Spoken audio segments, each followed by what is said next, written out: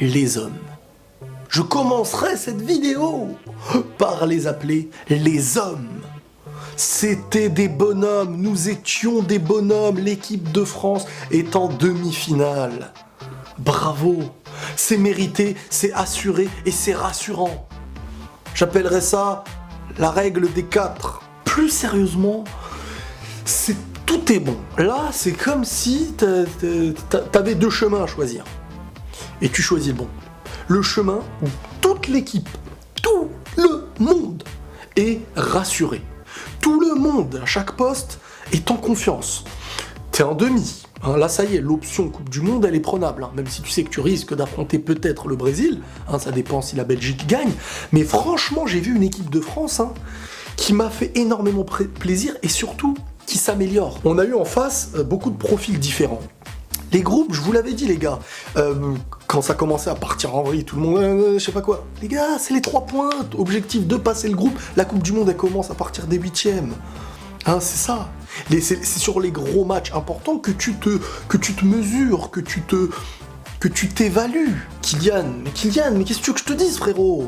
Qu'est-ce que tu veux que je te dise? Bah en fait, moi là, je suis en train de me dire que dans quelques années, ça y est, il va pas faire partie des meilleurs joueurs du monde. C'est qu'à mes yeux, il va être le meilleur joueur du monde. Il te reste plus qu'à aller au Real Madrid. Hein.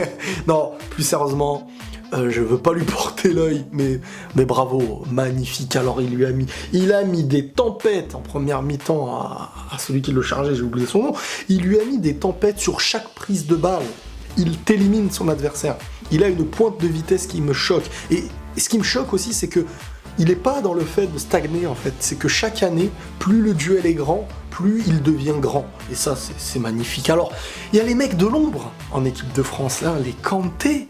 Mais N'Golo, frérot, c'est incroyable aussi ton niveau. Ma parole que N'Golo Kanté, c'est une pièce maîtresse, mais d'une valeur incroyable. C'est une valeur sûre, il est partout, il parle pas, il fait le taf, il relance le ballon proprement d'une action qui est sale.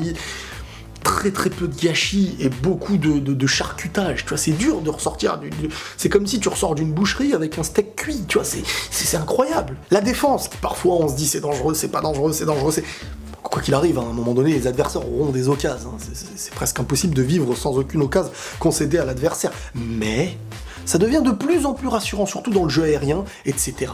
Giroud, qui n'a pas été le plus esthétique, etc., mais qui a eu un impact très physique, surtout dans un match où il fallait être un homme physiquement, mais on y vient, le Lloris, il a fait la parade au bon moment, c'est ce qu'on attend des grands goals, et c'est ce que je dis à chaque fois, ton goal, il n'est pas toujours mis en danger, mais quand tu auras besoin de lui, c'est là qu'il doit être là, même si des fois c'est très impossible, mais bon.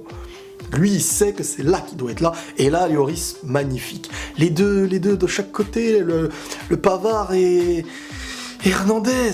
C'est le jackpot. Avant, ils étaient pas prévus pour être là. Ils sont là, titulaires, et ils assurent à chaque match. Tu peux plus les enlever. C'est fini. Griezmann, qui met ses buts, hein, qui n'est pas au meilleur de sa forme, mais qui met ses buts. Et voilà, ça permet d'avancer dans la compète.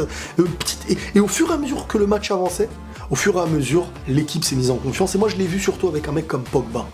Pogba qui au début de cette compétition, très critiqué, beaucoup de manque de confiance à mes yeux, et on le voit, ça y est, quand il est en confiance, on commence à se dire, oula, le potentiel se réveille, oulala, le chakra, le ki, Gohan, ouh. Non mais sérieusement, là je dis merci, et ce match-là, en fait, le match contre l'Argentine, fallait l'évaluer, on évalue notre équipe, de quoi elle est capable face à quand même Lionel Messi, c'est pas la meilleure des Argentines, mais ça reste l'Argentine, c'est un peuple, c'est un public, c'est une grande équipe, ils l'ont fait proprement. Face à l'Uruguay, c'était le match très piège, certes.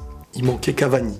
Ça a fait quand même un bon bol d'air qu'il n'y ait pas Cavani en face. Mais ça reste une équipe de guerriers. Si tu veux l'affronter à armes égales ou plus, il va falloir être autant guerrier qu'eux, si ce n'est plus guerrier qu'eux. Et c'est ça que j'ai aimé dans l'équipe de France d'aujourd'hui, c'est de voir en fait que ils se sont battus et ils n'ont pas été moins guerriers qu'une équipe comme l'Uruguay. Alors pouvoir gagner 2-0 en quart de finale contre une équipe de l'Uruguay qui s'était mangé qu'un seul but, et que t'es pas loin de mettre même un 3e, moi je dis c'est très rassurant. Après bien sûr chaque match faut les prendre au sérieux, mais ce match-là moi il m'a montré une équipe de France. Comme j'avais dit, le match contre l'Argentine, c'était un petit peu le match contre l'Espagne. Tu le gagnes, t'es un petit peu lancé dans cette Coupe du Monde. Après, la manière dépend, mais là, on a vu une équipe de France qui est bien lancée, qui ne se mange pas de but. Ah, moi, j'avais pronostiqué le 1 but d'écart. Et peut-être prolongation. C'est très très très rassurant dans tous les domaines pour l'instant. Il y a eu un petit moment aussi dans le match où Kylian il fait un petit geste là, en talonnade. Derrière il se mange un petit coup qui est léger mais bon, que t'as pas à recevoir ni à mettre. Et je vois, tout le monde s'excite, les commentateurs disent « Oh, c'était pas obligé » et tout. Moi, j'ai jamais compris cette philosophie en mode faut pas taquiner, etc. Écoutez, avec vos pieds, tant que vous taquinez dans le football avec vos pieds, s'il faut même jongler, eh ben jonglez. Si l'adversaire n'est pas apte de pouvoir te prendre la balle ou qu'il est obligé d'être en dehors du jeu, et ça fait partie du foot, hein, de mentalement prendre l'ascendant. Moi je comprends pas les gens qui viennent dire oh là non mais faire une talonnade, tu mènes 2-0. Mais fais 30 talonnades même, moi je te dis. 30 talonnades, 60 passements de jambes, tant que c'est fait proprement dans le jeu et que ça gâche pas le jeu, et que ça te permet même mentalement d'être meilleur qu'en face. Et le fair play c'est pas ça. Hein. Le fair play c'est de respecter l'adversaire humainement, mais dans un match, balle au pied, tu fais ce que tu veux. Les Ronaldinho, ils te tentaient des 3 sombreros de suite, c'était le football. Hein. Donc moi je comprends pas de voir des commentateurs dire oui mais non, il n'y a pas de oui mais non. Tu joues au football. Football dans le skills, football dans les passements de jambes, football dans la technique, football dans le mental aussi. C'est comme une conservation de balle. Alors à un moment donné on va dire ne conservez pas trop le ballon parce que mentalement ça se fait pas, faites pas la passe à 10. Non. Donc ces choses-là, faut vite, pour moi en tout cas, se le retirer de la tête. Et de toute manière, je pense que l'équipe de France et qu'un mec comme Kylian l'ont clairement compris. La demi-finale, les gars. Là, j'ai envie de dire, l'objectif est rempli. Pas le gros objectif, mais tu n'as pas raté ta Coupe du Monde. Ça y est, t'es en demi-finale, ok ? On est en demi-finale. Et cette équipe de France me fait vraiment plaisir parce qu'elle est vraiment déjà, humainement, elle représente la France, hein, en dehors de tout ce qui est politique et tout, la France qui vit en France, par la couleur, par tout ce qui a fait que la France est ce qu'elle est aujourd'hui, dans le positif à mes yeux, dans le négatif pour d'autres, et c'est cette force qui montre aujourd'hui que aussi il y a un bien à tout ça. Cette équipe de France, c'est l'une des équipes de France que j'aime le plus. Bon, déjà, il y a Kylian, Bondy et tout ça, ça fait plaisir, mais pas que. On est vraiment dans une équipe de France qui est très complète à mes yeux, avec une génération de talents qui monte de plus en plus. Il y a le petit coup de cœur Benzema, j'aurais aimé qu'il soit là, mais bon, ça y est, on va pas tartiner toute notre vie sur la même tartine, mais franchement, cette équipe de France, je l'aime beaucoup. Et il faut aller au bout. Faut la prendre, cette Coupe du Monde. Le plus gros match, ça va pas être la finale à mes yeux, bien que une finale est toujours à prendre, ça va être le moment d'y arriver. Soit affronter un grand Brésil, qui est peut-être l'une ou la meilleure équipe de cette Coupe du Monde.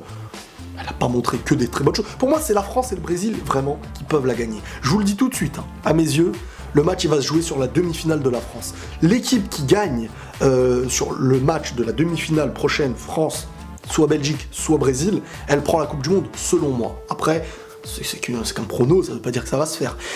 Voilà les amis, on se retrouve ce soir pour le débrief d'après Brésil Belgique. Les frérots belges, je vais quand même être derrière vous, hein, parce que la Belgique, c'est Van Damme, etc. Hein, et puis bon, c'est mon premier public aussi, et je vous kiffe, les Belges. Mais ça va pas être facile. Allez, bref, on se retrouve tout à l'heure. Prenez tous soin de vous, et la paix sur vous.